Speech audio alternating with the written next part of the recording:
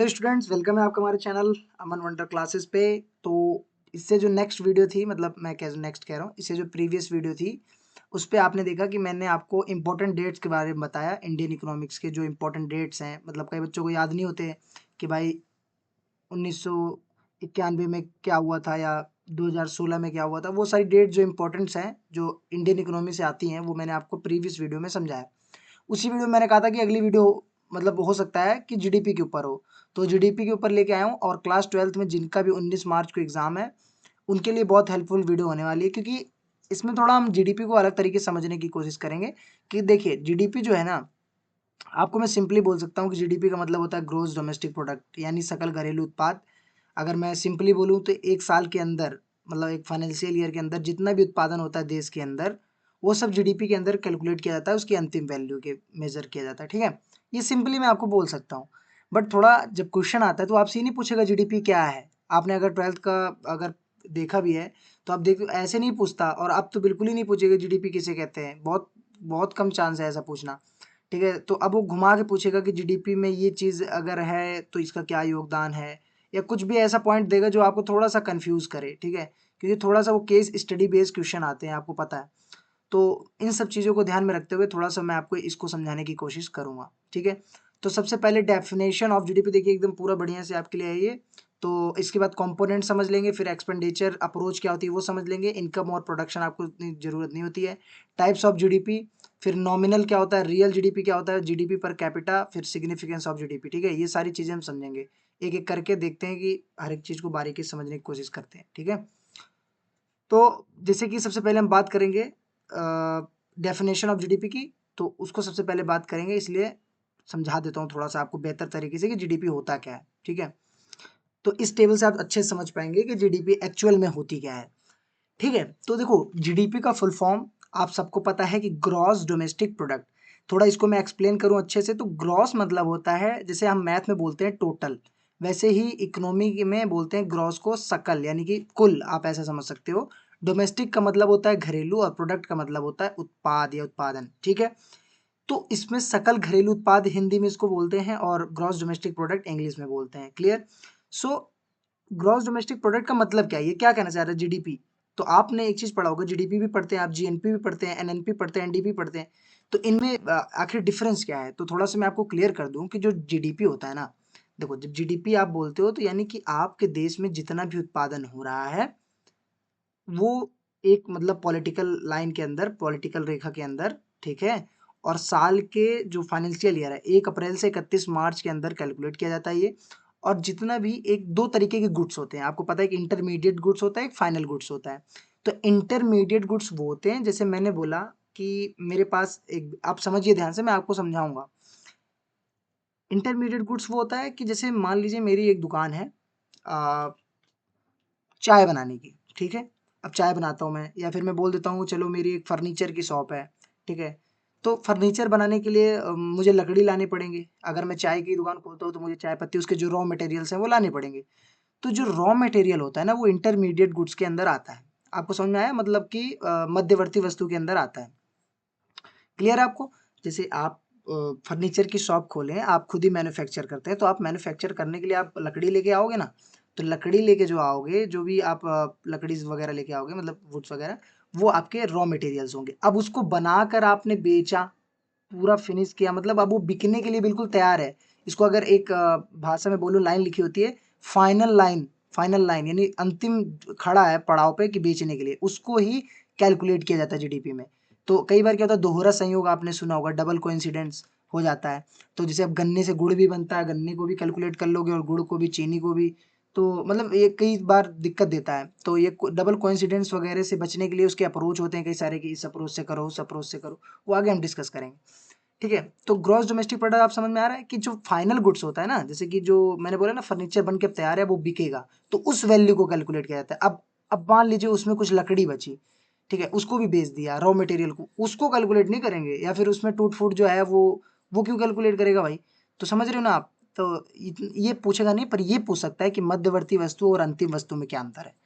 तो कई बच्चे जीडीपी रट के चले जाते हैं और वो पूछ लेगा कि जीडीपी में अंतिम वस्तु और मतलब final goods and intermediate goods में क्या अंतर है। तो आपको पता होना चाहिए, क्लियरली आपके दिमाग में होना चाहिए हाँ ये अंतर है। अब मैं बोलूँ जो जीडीपी वो किन किन चीज़ों को इन्फ्लुएंस करती है या क्या किन किन चीज़ों को मिलकर बनी है, तो वो आप समझ सकते हैं। देखो सबसे पहले इन्फ्लुएंस की बात करें तो गवर्नमेंट, बिजनेस, इन्वेस्टर सबको इन्फ्लुएंस करती है। आप कहोगे कैसे? अब मान लीजिए किसी देश में जीडीपी बहुत अच्छी है, तो गवर्नमेंट को डिसीजन लेने में बहुत अच्छा मतलब तरीका होगा, उसके पास एक ऐसी पॉलिसी होगी कि हाँ जीडीपी को और अच्छी बढ़ाई जाए। किसी देश की जीडीपी मतलब नॉर्मल है या एवरेज है या बहुत गिरी हुई है, तो वो अलग तरीके से अपनी पॉलिसीज़ बनाएगा। तो ये जो है गवर्नमेंट को इन्फ्लुएंस करती है। जीडीपी बताती है कि देश कैसा है और किस पोटेंशियल पे है। थोड़ा आप आइडिया लगा सकते हो क्या कहना चाह रहा हूँ। बाकी आप वहाँ बना-बना के लिख सकते हो। पूछता है, ये देखो आपको ये जल्दी कोई नहीं बताएगा कि ग्रॉस डोमेस्टिक प्रोडक्ट में क्या चीज़ें इन्फ्लुएंस किसको-किसको करती है। बिज़नेसेस, अब जैसे मान लीजिए कोई फॉरेन इन्वेस्टर है, एफडीआई करना चाहता है, मतलब फॉरेन डायरेक्ट इन्वेस्टमेंट करना चाहता है, या कोई हमारे देश में ही है, वो दूसरे देश में कोई अपना कारोबार खोलना चाहता है या अपनी कंपनी खोलना चाहता है। सो फर्स्ट ऑफ ऑल वो क्या देखेगा? उस देश की परिस्थिति देखेगा, उस देश की मतलब वैल्यू देखेगा। अब कोई भी व्यक्ति चाहेगा ना कि अगर उसके पास पैसा हो तो अमेरिका या रसिया जाए अपना खोले। क्यों? क्योंकि भाई वहाँ पे क्या है, अच्छे मतलब चीज़ें हैं, अच्छे लोग उनके पर कैपिटा इनकम अच्छी है, तो वहाँ पे लोग खरीदेंगे भी ज़्यादा। बट उस लेवल के हमारे पास भी इन्वेस्टमेंट होनी चाहिए। बट उनको पता है अगर वहाँ ये यूनिक काम किया तो सफल होने का चांस ज़्यादा है, ठीक है? क्योंकि आप एक चीज़ देखते होंगे कि हमारे यहाँ जो दातून है, नीम की दातून, वो हमारे यहाँ ऐसे ही कोई जल्दी यूज़ नहीं करता, उसकी कोई वैल्यू नहीं है। पर उसी की वैल्यू एक महाकुंभ में बंदा बनाकर बेच के लखपति बन जाता है। तो आपको ये देखना है कि डिमांड कहाँ पे है, जहाँ डिमांड हो वहीं सप्लाई करी जाती है। जैसे कि मेरे साथ भी एक चीज़ है कि अगर मेरे साथ थोड़ा-सा, अब आपको ये फ्लेक्स ना लगे, फ्लेक्स मत मान लेना इसको, और मान भी लोगे तो कोई दिक्कत नहीं है, मैं बस बात बता रहा हूँ कि अगर जैसे कि आपके साथ कोई अच्छा व्यवहार कर रहा है, तो उसके साथ सप्लाई भी अच्छी ही करो, ठीक है? अगर आपके साथ कोई अच्छे से प्यार से बात कर रहा है और जितना हो सके सिंपल बन के रहना चाहिए, मतलब ज़्यादा फ्लेक्स वगैरह या कुछ उतना नहीं, और कौन-सा आपके पास बहुत कुछ है जो आप फ्लेक्स कर ही लोगे, वो अलग मैटर है। बट कहने का मतलब जैसे आपके अंदर कुछ चीज़ें हैं, एंगर इश्यूज़ हैं या कुछ भी है, तो आप उतना जितना हो सके काबू रखिए, ठीक है? और तो इन सब चीज़ों को बचा के रखना चाहिए और थोड़ा-सा ये देखना चाहिए कि आगे वाला कैसे आपके साथ बर्ताव कर रहा है। अगर वो बर्ताव अच्छा कर रहा है तो आपको भी बर्ताव अच्छा ही करना चाहिए। कई बार क्या होता है कि आप डिपेंड करता है सामने वाला क्या कर रहा है। तो सामने वाला अगर डिमांड है, सुअर है, तो उसके साथ आपको सुअर नहीं बन जाना है, वरना आप में और उसमें क्या अंतर रहेगा? आपको वहाँ से निकल लेना है। ये दिमाग में रखना है आपको कि सुअर नहीं बन जाना है, आपको वहाँ से शेर बन के निकल देना है, क्योंकि शेर कीचड़ में नहीं खेलते, ठीक है? पहला। दूसरा ये है कि अब डिमांड सप्लाई में इस तरीके से आपको इसलिए समझा रहा हूँ, अब ज़्यादा याद रहेगा। अभी मैं अच्छी बात कोई बताता तो याद नहीं रहता उतना, पर अब मैंने थोड़ा-सा उस लेवल पे लेके गया आपको, तो आपको ज़्यादा याद रहेगा, ठीक है? इन्वेस्टर्स, अब इन्वेस्टर जो होंगे वो भी मैंने कहा ना कि देखेंगे भाई किस देश में जीडीपी अच्छी है, वहाँ इन्वेस्ट करना अच्छा होगा कि नहीं होगा। तो ये सारी चीज़ें इसमें इंक्लूड हो जाती है, इन्फ्लुएंस कैसे करता है, और भी इसको समझ सकते हो आप डीप में कि बिज़नेसेस खोलेगा तो भाई देखेगा कि जीडीपी ठीक है कि नहीं है, वहाँ पे पर कैपिटा इनकम कितनी है, लोकेशन देखेगा। आपने बिज़नेस स्टडी में पढ़ा है ना 4 पीस, प्लेस, प्रोडक्ट, प्राइस, ठीक है? तो ये प्लेस और ये सारी चीज़ें जो है ना बहुत अच्छी से हमें पता होनी चाहिए कि जीडीपी लिख के क्वेश्चन में कैसे अटेम्प्ट करना है और कहाँ क्या डालना है, ठीक है? टाइम फ्रेम का मतलब कह रहा है एनुअल और क्वार्टरली, मतलब जीडीपी को 2 तरीके से देखा जाता है, एनुअल भी निकाला जाता है और क्वार्टरली भी निकाला जाता है। क्वार्टरली मतलब 4 महीने में 1 बार। मॉनेटरी वैल्यू वो भी एनुअल और क्वार्टरली, ठीक है? मौद्रिक वैल्यू इसको हिंदी में बोलते हैं। फिनिश गुड्स मैंने आपको अच्छे से समझा दिया, एंड सर्विसेज, गुड्स और सर्विसेज को इन्फ्लुएंस करता है, मतलब मैं कह सकता हूँ कि इसमें वही चीज़ ऐड की जाती है जो फिनिश गुड्स होता है और सर्विसेज जो भी फिनिश होती हैं, ठीक है? इकोनॉमिक एक्टिविटी, अब सिंपल सी बात है कि जीडीपी का मतलब ही इकोनॉमिक एक्टिविटी से है, ठीक है? जितनी ज़्यादा इकोनॉमिक एक्टिविटी होंगी उतना ही ज़्यादा ग्रॉस डोमेस्टिक प्रोडक्ट बढ़ेगा, ठीक है? तो अगर किसी देश की जीडीपी इकोनॉमिक एक्टिविटी ज़्यादा है तो यानी ग्रोथ और स्टेबिलिटी को भी दिखाती है। तो पता चला आपको, अब इससे आप जीडीपी को और अच्छे से समझ गए होंगे कि जीडीपी एक्चुअल में है क्या। तो इकोनॉमिक एक्टिविटी को भी दर्शाता है, ग्रोथ, स्टेबिलिटी को भी बताता है। जितनी अच्छी जीडीपी उतनी अच्छी ग्रोथ, स्टेबिलिटी, ठीक है? स्थिरता, वृद्धि, ये सारी चीज़ें, ठीक है? अब आगे बढ़ते हैं, अब आगे हम देख लेते हैं कि कंपोनेंट्स क्या होते हैं, या मैं आपको पहले सबसे पहले एक बार रियल और नॉमिनल को क्लियर कराता हूँ। देखो, अब ये जो बच्चा वीडियो देख रहा है 19 मार्च का उसको एग्ज़ाम है, ठीक है? अब उसको जीडीपी के बारे में थोड़ा सा तो पता होगा कि जीडीपी क्या होता है, उसने पढ़ा है कि रियल और नॉमिनल क्या होता है, उसने पढ़ा है रियल और नॉमिनल क्या होता है, पर उसको क्लियर नहीं है, तो उसलिए ये रिवीजन टाइप की वीडियो है, पहली बात। दूसरी, अगर जो बिल्कुल नया है उसके लिए भी है, बट वो समझे कि क्या कहना चाह रहा हूँ। अगर बिल्कुल आइडिया नहीं हो रहा तो फिर थोड़ा आपको प्रॉब्लम हो सकती है। आगे अब रियल और नॉमिनल की बात करते हैं। जी, तो देखो, जीडीपी में एक बहुत ही चीज़ इम्पोर्टेंट मैं आपको बता देता हूँ कि आप लोग क्या करते हो, जीडीपी के बारे में पढ़ के चले जाते हो। मैं अभी भी मेरे कई सारे दोस्त हैं जिनको जीडीपी तो पता है, पर मैंने एक बार उनसे ऐसे डिस्कस में हो रहा था, तो मैंने बोला नॉमिनल और रियल में क्या अंतर है? तो वो नहीं बता पाए। तो या फिर नहीं वो उस चीज़ को समझ पाए। गलती उनकी नहीं है, क्योंकि इस पे फ़ोकस ही नहीं किया जाता। जब पढ़ाया जाता है तो टीचर वगैरह क्या करते हैं, कई बार इसको इग्नोर कर देते हैं, उतना इम्पोर्टेंट नहीं मानते, ठीक है? तो इसलिए क्लियर नहीं होता। पर अब क्या है ना, जो क्वेश्चन है वो केस स्टडी बेस आ रहे हैं। तो आपसे क्वेश्चन पूछ सकता है कि जीडीपी में जो नॉमिनल जीडीपी और रियल जीडीपी में क्या अंतर है? और ये किस प्रकार से देश के लिए यूज़फुल हैं, या किस प्रकार से ये रियलिटी बताते हैं देश की जीडीपी के बारे में? तो देखो, ये यहाँ पे लिखा हुआ विच टाइप ऑफ जीडीपी, यहाँ पे अगर आप देखें, ठीक है? तो which type of GDP should be used for economic analysis. तो 2 तरीके से, एक नॉमिनल जीडीपी, एक रियल जीडीपी। तो हम लोग जो यूज़ करते हैं, जो रियल मानी जाती है, जो एक्चुअल में वर्केबल है, जिससे एक एनालिसिस किया जा सकता है, वो रियल जीडीपी है। क्योंकि नॉमिनल का मतलब हिंदी में अगर देखें तो नाम मात्र होता है। नॉमिनल को हिंदी में नाम मात्र कहते हैं। तो अगर आप देखते हो useful for current market value, अब जैसे मान लीजिए आपको मैं एक बार डिस्कस करता हूँ। नॉमिनल जीडीपी का मतलब होता है कि अगर आप करंट ईयर की प्राइस और करंट ईयर के मतलब प्रोडक्शन को इंक्लूड करके उससे जो मल्टीप्लाई करते हो, या जो भाग करते हो, डिवाइड करते हो, वो जो वैल्यू आती है वो नॉमिनल जीडीपी है। अच्छा, अगर आपको ग्रोथ पता करनी हो अपनी, मतलब कि आपका वजन पहले 55 किलो था, अब आपका वजन 60 kg हो गया है, तो आप कैसे पता करोगे? बता सकते हो मेरे को? अगर आज आपने इस साल, एक ही साल के अंदर, या तो फिर आपने बहुत डाइट ली हो तगड़ी, तब बड़ी होगी। पर आपको ये देखना है कि मैं 2 साल पहले कितना पतला था, या मेरा कितना वज़न था, अब मेरा वज़न कितना है। तो आप क्या करोगे? आपने 2-3 साल पहले अपना वज़न देखा होगा, और अभी का वज़न देखोगे, तो आप उससे थोड़ा-सा बीएमआई निकालोगे कि हाँ भाई, ये चीज़ है, इतना हुआ हूँ मैं, ठीक है, ये सारी चीज़ें। बट अगर मैं बोलूँ उसी महीने में आप देखो, तो उतना आपको अंतर दिखेगा नहीं। तो क्योंकि आपने करंट अपने वज़न से आपने नापा। तो करंट ईयर ऐसे ये भी है कि करंट ईयर की जीडीपी से, अगर करंट ईयर से नापते हैं, तो वो उतनी वैल्यू एक्चुअल में नहीं आती, ग्रोथ पता नहीं चलती। जैसे आप मान लीजिए 2025 चल रहा है, अब 2025 की शुरुआत जनवरी को लेके अभी मार्च का मतलब देखने लग जाएँ, तो क्या उतना ज़्यादा पता नहीं चलेगा ग्रोथ क्या हुई, क्या नहीं, 2 महीने में क्या ही हो जाता है उतना लेवल का। पर अगर हम 2023, 22, 21, 17, 18 से देखें कि हमारा देश कितना आगे बढ़ा भाई, बढ़ा कि नहीं बढ़ा? और जीडीपी को हर दिन नापने वाली चीज़ तो है नहीं भाई, तो हम देखते हैं कि हमारा देश बढ़ रहा है कि नहीं बढ़ रहा है, 2 साल, 4 साल के अंदर। तो वो होता है। तो नॉमिनल जीडीपी जब करंट ईयर से ही डिवाइड करके निकालते हैं, तो करंट वो नॉमिनल होता है। पर जब बेस ईयर को एज़ अ लेकर निकाला जाता है, देखो, provide accurate growth, real GDP क्या करता है? Provide accurate growth in reflection adjusting for inflation. अब इसके पीछे ये लाइन जरूर ध्यान दीजिएगा, एडजस्टिंग फॉर इन्फ्लेशन। अब समझ आ रहा है आपको क्यों कह रहा हूँ मैं? क्योंकि जब आपने करंट ईयर से निकाला, तो आपने इन्फ्लेशन, आपका वही चल रहा है जो आपने यूज़ किया नॉमिनल जीडीपी के लिए। मतलब मेरा कहने का मतलब, आप नॉमिनल जीडीपी निकाल रहे हो, तो आप उसी साल के इन्फ्लेशन को लेकर चल रहे हो। बट अगर आपने देखा कि 2017, 18, 19 में इन्फ्लेशन ये था, अभी का इन्फ्लेशन इतना ज़्यादा है, फिर भी हमारी जीडीपी की ग्रोथ ये है, डिमांड ये है, तो वो ज़्यादा अच्छा है ना।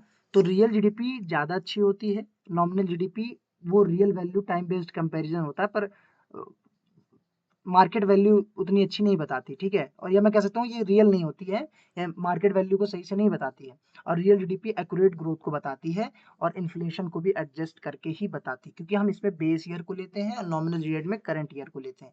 समझ में आ गया आपको? ये बहुत इंपॉर्टेंट है, बहुत इंपॉर्टेंट है, बहुत इंपॉर्टेंट है। अगर यहाँ पे लिखने का एक्सप्लेन करने को होता तो थोड़ा मैं आपको इसको समझाता, ठीक है? बट नहीं है अभी। ओके। अब अदर देन अब कंपोनेंट्स की बात करें, कितने हैं कंपोनेंट? से पहले तो हम कैलकुलेट जीडीपी की बात कर लेते हैं कि कैलकुलेट कैसे किया जाता है जीडीपी को। अभी आप कह रहे हो कि भैया जीडीपी जीडीपी जीडीपी, ठीक है? तो भैया जीडीपी आखिर कैलकुलेट कैसे की जाती है? तो जीडीपी को भैया देखो, production, income and expenditure, 3 approach से कैलकुलेट किया जाता है। जिसमें आपने देखा होगा हमारे देश में प्रोडक्शन अप्रोच को उतना मान्यता नहीं दिया जाता है, या कंसीडर ही नहीं किया जाता। इनकम और एक्सपेंडिचर को किया जाता है, और अगर मैं बोलूँ इसमें सब ज़्यादा तो एक्सपेंडिचर वाला ज़्यादा किया जाता है। तो मैं आपको एक्सपेंडिचर अप्रोच का फॉर्मूला दिखा देता हूँ कि कैसे जीडीपी को कैलकुलेट किया जाता है, ठीक है।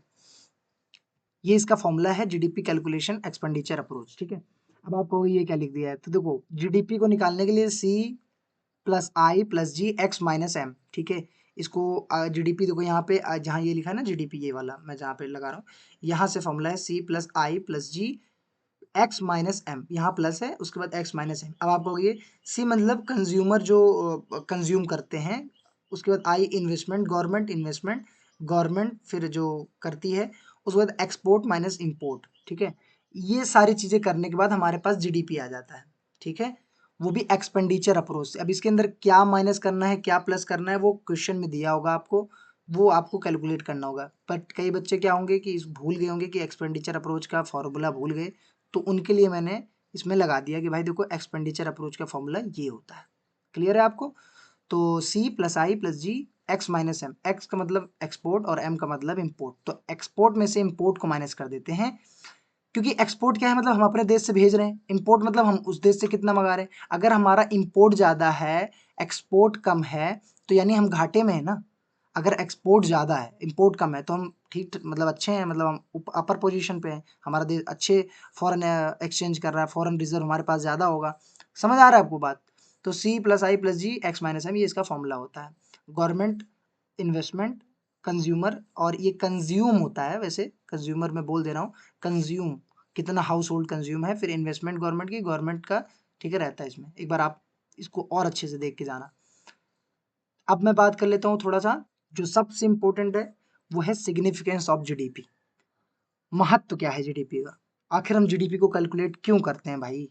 जो मैंने आपसे ऊपर डिस्कशन थोड़ा किया, जो मैंने आपको थोड़ा बताया, उसी को थोड़ा और अच्छे से एक्सप्लेन करूंगा। ये लास्ट पॉइंट है, इसको जरूर देख के जाना, और इससे जो है घुमा के मैं आपको गारंटी दे रहा हूँ क्वेश्चन आने वाले हैं। क्योंकि जीडीपी एक ऐसा टॉपिक है ना कि अगर इससे क्वेश्चन नहीं दिया तो मतलब मैक्रो इकोनॉमिक्स की बात ही नहीं हुई, ठीक है। तो ऐसा आप समझ लीजिए। तो सिग्निफिकेंस ऑफ जीडीपी यानी महत्व क्या है जीडीपी का, तो ये थोड़ा आप ध्यान से समझिएगा, ठीक है। तो देखो इंटरनेशनल कंपैरिजन, सबसे पहले इंटरनेशनल कंपैरिजन का मतलब क्या कह रहा है, जीडीपी इनेबल करती है लोगों को comparison of economic strength between countries. अब आपको समझ में आया, जैसे हम बोलते हैं कि हमारा देश फोर फिफ्थ पोजीशन पे है जीडीपी में, ठीक है। पीपीपी यानी परचेसिंग पावर पैरिटी, ठीक है, इसमें हमारा देश तीसरे नंबर पे है, कहते हैं ना। इसका मतलब हुआ कि हम इंटरनेशनल कंपैरिजन कर रहे हैं कि उस अभी हम देख कहते हैं कि जो है इंडिया या चाइना फर्स्ट नंबर पे है, मतलब सॉरी इंडिया कह रहा हूँ, अमेरिका फर्स्ट नंबर पे है, चाइना सेकंड पे है, कभी चाइना, ऐसा होता रहता है। तो इंडिया अभी तीसरे चौथे पांचवे पे है, ठीक है। क्यों? क्योंकि अभी हमारे जीडीपी उस लेवल पे नहीं है कि हम फर्स्ट या सेकंड पोजीशन पे आ जाए। बट हम कंपैरिजन तो करते हैं, बहुत सारे देश हैं जो हमसे नीचे हैं, पाकिस्तान, अफ्रीका, छोटे छोटे मतलब जो देश हैं वो हमसे बहुत पीछे हैं अभी, ठीक है। तो कंपैरिजन से पता चलता है ना कि पावर किसके पास अभी है। तो अभी हम फिफ्थ पोजीशन पे आ रहे हैं, क्यों आ रहे हैं? क्योंकि भाई हमारी जीडीपी उतनी नहीं। इससे पावर पता चलती है कि किसी देश की पावर कितनी है, उसके पास पैसा कितना है, उसके पास पावर कितनी है, मतलब इकोनॉमिक पावर कितनी है, डेवलप कितना है। और जितनी ज़्यादा इकोनॉमिक पावर होगी उतनी ज़्यादा उसके पास मतलब धन होगा, संपत्ति होगी, उतनी ज़्यादा उसके पास मैन्युफैक्चरिंग होगी, उतना ही ज़्यादा उसके पास वर्कफोर्स होगा, यानी वो देश में खड़े रहने लायक है, वो देश को टक्कर दे सकता है। अगर हमारा अभी देश सेकंड पे आ जाए तो हमारा नाम और नहीं हो जाएगा कि भाई हाँ और पावरफुल हो गया इंडिया, तो अब हम और हथियार खरीद सकते हैं, अब और हम आगे जा रहे हैं। तो ये सारी चीज़ें थोड़ा देखने को कंपैरिजन माना जा सकता है, ठीक है। माना क्या जा सकता है ये स्ट्रेंथ पता चलती है बिटवीन कंट्रीज के बीच में। अब जैसे अमेरिका से हम अभी पीछे ही हैं एक तरीके से, आप एक तरीके से क्या है ही है भाई, उसकी अभी स्ट्रेंथ अलग लेवल की है, रशिया की स्ट्रेंथ अलग लेवल की, चाइना प्रोडक्शन में बहुत आगे है, तो इसको नकारा नहीं जा सकता, ठीक है। और दूसरा इकोनॉमिक हेल्थ इंडिकेटर मैंने आपको बताया कि जीडीपी ग्रोथ बताती है, सिग्नल्स हेल्थी इकोनॉमी के बारे में, डिक्लाइन इंडिकेट्स ट्रबल्स, जब परेशान, मान लो कोई ट्रबल, ट्रबल मतलब तो परेशानी है, परेशान, तो आपको ये कह सकते हो कि जब इकोनॉमिक हेल्थ इंडिकेटर किस प्रकार से ये जीडीपी ग्रोथ को बताती है। मान लीजिए हमारा देश ग्रोथ पे है अभी, तो ग्रोथ बता रहा है ना कि जीडीपी से ही तो पता चल रहा है कि हमारा देश हाँ बढ़ रहा है आगे, 6.4 का मतलब रखा गया है कि ये बढ़ेगा इतना, गोल सेट कर दिया जाता है ना एक, तो सॉरी, तो इकोनॉमिक हेल्थ इंडिकेटर ये सॉरी, इकोनॉमिक हेल्थ इंडिकेटर क्या बताता है भाई कि जीडीपी ग्रोथ कितनी है हमारे देश की, ठीक है, कि ये देश इतना आगे है, ये देश इतना पीछे है, इस देश में इतना करना चाहिए कि नहीं करना चाहिए, हर चीज़ बता देता है। एक हेल्थ इंडिकेटर, इंडिकेटर मतलब होता है किसी चीज़ के बारे में, जैसे मैं बोलूँ हेल्थ इंडिकेटर, तो अगर आपके शरीर में हेल्थ इंडिकेटर क्या हो सकता है, अगर आपके दाने आने लग जाएँ चेहरे पे या कहीं पे, तो आपको लगेगा कि हाँ भाई पेट में कुछ गड़बड़ है, हैं? पेट में गड़बड़ी है तभी दाने आ रहे हैं चेहरे पे, और भी कई सारे रीज़न। तो आपको हेल्थ इंडिकेटर से समझ में आ गया ना कि पेट में दिक्कत है तभी दाने हो रहे हैं, तो हेयर फॉल हो रहे हैं यानी कि कुछ दिक्कत आ रही है, तो वो हेल्थ इंडिकेटर हो गया। अब ऐसे ही इकोनॉमिक इंडिकेटर है कि अगर हमारा देश अच्छा ग्रोथ कर रहा है तो भाई जीडीपी ग्रोथ कर रही है, अगर इकोनॉमिक एक्टिविटी कम हो रही है या किसी प्रकार से डिजास्टर आ रहा है तो उससे हमारा इकोनॉमिक जो हेल्थ इंडिकेटर है वो खराब हो जाएगा, उससे पता नहीं चलेगा कि कितना। तो अब ये जीडीपी की ही तो महत्व है सारे, कि जीडीपी से ही तो पता चल रहा है economic health indicator, international comparison. वरना अगर जीडीपी नाम की चीज़ ही ना हो, जीडीपी हम कैलकुलेट ही ना करें, निकालें ही नहीं, तो हमें पता क्या चलेगा कि हम किस देश से क्या आगे हैं, पीछे हैं या क्या है। मैं आपको जो बताने की कोशिश कर रहा हूँ बहुत एक्सप्लेन करके बोल रहा हूँ, आप ध्यान से मेरी बातों को सुनोगे तभी समझ पाओगे। और मैं आंसर लिखने के लिए बातें बता रहा हूँ, मैं भी लाइन लिख लिख कर आपको पढ़ के बता सकता था, बट मैं हेडिंग देख रहा हूँ और आपको समझा दे रहा हूँ ये कहना क्या चाह रहा है, ठीक है। तो आप ऐसा मत करिएगा कि कुछ भी मैं बोल रहा हूँ, मैं आपको आंसर लिखने की तरीके बता रहा हूँ, मैं आंसर लिख रहा हूँ आपके लिए, समझ लीजिए। अगर मुझे पूछा जाए कि सिग्निफिकेंस क्या है तो मैं हेडिंग डालूंगा और इसके बारे में बना कर लिख दूंगा भाई, जो पता है थोड़ा सा, उसके बाद अपने मिक्स मसाला डालेंगे उसमें, और क्या, ठीक है। इन्वेस्टमेंट डिसीजन, अब आप कहोगे तीसरा इन्वेस्टमेंट डिसीजन क्या है। इन्वेस्टमेंट डिसीजन वही मैंने आपको बोला, जैसे कोई देश है, हमारे देश में कोई व्यापार करना चाहता है, कंपनी खोलना चाहता है, तो हमारे देश की जीडीपी को देखेगा, तो अपने जीडीपी जो है ट्रेंड को देखेगा, रिसोर्सेज देखेगा कि हाँ इस देश में ये रिसोर्सेज हैं कि नहीं है, भैया मैं खोल लूँ और वहाँ पे यही ना मिले, ठीक है, वहाँ वर्कर बहुत महँगे हों। अब जैसे चाइना के वर्कर बहुत आसानी मतलब सस्ते पड़ते हैं, तो लोग बड़ी-बड़ी कंपनियाँ चाइना में मैन्युफैक्चर करवाती है ना अपने, जैसे आईफ़ोन भी अपने कुछ चीज़ें वहीं से करवाता है, एमएनसी कंपनियाँ जिसको बोलते हैं, मल्टीनेशनल कॉर्पोरेशन। तो ये जो चीज़ें होती है क्या होता है, चाइना के पास जाता है तो वो क्या करता है भाई, वहाँ से करवाता है, क्योंकि वहाँ पे जो वर्कर होते हैं, लेबर होते हैं, उनकी कॉस्ट उनको कम पड़ती है। तो इसलिए उनका जो प्राइस होगा प्रोडक्ट का वो भी कम होगा, ठीक है, डिपेंड ऑन किस देश में वो बेच रहा है, ठीक है। तो ये चीज़ें ध्यान से समझने वाली होती हैं। इन्वेस्टमेंट डिसीजन में ऐसे ही हमारे देश में अगर कोई खोलना चाह रहा है, वो देखेगा कि वर्क लेबर कितना लेता है भाई, ज़मीन का किराया कितना है, या उसको खरीदेंगे तो कितना लगेगा, कंपनी में इन्वेस्टमेंट का क्या वहाँ टैक्स रूल क्या है। अब हमारे देश में आ गया तो पहले आपको पता था, इकोनॉमी अगर आपने पढ़ी है तो कितने सारे टैक्स लेते थे, अरे बाप रे! कि कोई देश आने की सोचे भी तो डर जाए कि अरे भाई मैं तो टैक्स दे के ही डूब जाऊँगा वहाँ। और हमारे देश में ही खोलने में लोग डरते थे कि यार इतने सारे लाइसेंस लेना पड़ेगा, ये करना पड़ेगा, वो करना पड़ेगा। तो बहुत सारी दिक्कतें थी। बट जब से वो एलपीजी वाला सिस्टम हुआ तब से बहुत हमारे देश में ग्रोथ हुआ। तो एज़ अ इन्वेस्टमेंट डिसीजन के लिए भी बहुत अच्छा जीडीपी सिग्निफिकेंस देता है। पॉलिसी मेकिंग, अब ये तो फोर्थ है और बहुत इंपॉर्टेंट है पॉलिसी मेकिंग, कि अगर मान लीजिए हमारे देश का जो है मॉनेटरी पॉलिसी अच्छा है। अब मैं आपको कैसे समझाऊँ, मान लो, हाँ, ऐसे समझते हैं कि जैसे कोई देश है, देश कह रहा हूँ, जैसे हमारा इंडिया है, अब यहाँ पे महँगाई बढ़ रही है, इन्फ्लेशन बढ़ रहा है, ठीक है?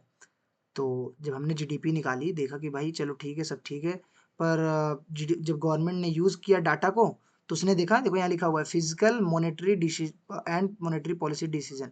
तो गवर्नमेंट जो है फिजिकल बनाता है, फिजिकल डिसीजन लेता है, और मॉनेटरी पॉलिसी आरबीआई बनाती है, यानी रिजर्व बैंक ऑफ इंडिया, जो भारत की एपेक्स बैंक है, सर्वोच्च बैंक है, वो मॉनेटरी पॉलिसी बनाती है और फिजिकल पॉलिसी गवर्नमेंट बनाती है।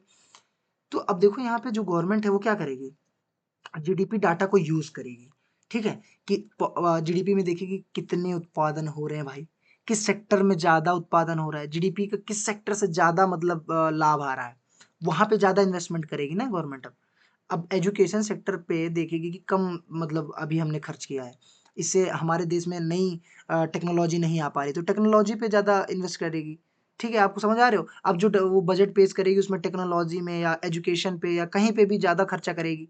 तो पॉलिसी मेकिंग में उसको हेल्प हुई कि नहीं हुई? जीडीपी जब उसने उठाया, देखा कि हमारे देश की जीडीपी में यहाँ से ज़्यादा लाभ आ रहा है, यहाँ अभी हानि हो रही है, यहाँ पैसा लगाने की ज़्यादा ज़रूरत है, तो अपने फिजिकल पॉलिसी यानी बजट बनाते वक़्त ये सारी चीज़ें करेगी, ठीक करेगी, रेक्टिफ़ाई करेगी। मॉनेटरी पॉलिसी में जैसे आरबीआई है, मान लीजिए हमारे देश में इन्फ्लेशन बढ़ रहा है, जीडीपी में उसने देखा कि इस सेक्टर्स की वजह से इन्फ्लेशन बढ़ रहा है, तो भाई वो थोड़ा-सा बैंकों में कुछ सुधार करेगी, ठीक है? Repo rate, bank rate in सबको सुधारेगी।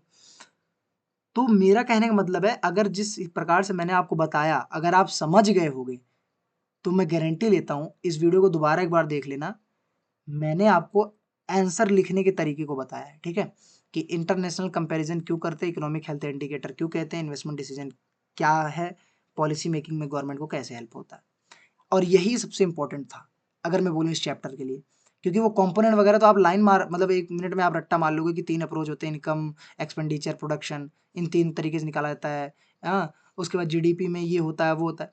बट सिग्निफिकेंस पता रहेगा ना, तो आप हर प्रकार से आंसर लिख सकते हो कि अब वो घुमा के भी पूछेगा, कहीं से भी पूछेगा, और कई बार ऐसे पूछता है कि जीडीपी में इकोनॉमिक हेल्थ इंडिकेटर क्या होता है? या पूछ लेगा जीडीपी इंटरनेशनल मतलब अंतर्राष्ट्रीय कंपैरिजन में, अगर हिंदी मीडियम से हो तो अंतर्राष्ट्रीय संबंध में कैसे हेल्प करती है? या बोल देगा इंग्लिश में बोल होगा तो इंटरनेशनल कंपैरिजन कैसे होता है? इन्वेस्टमेंट डिसीजन में कैसे हेल्प करता है अदर कंट्रीज़ को जीडीपी? किसी देश की जीडीपी दूसरे देश की के इन्वेस्टर को कैसे अट्रैक्ट कर सकती है?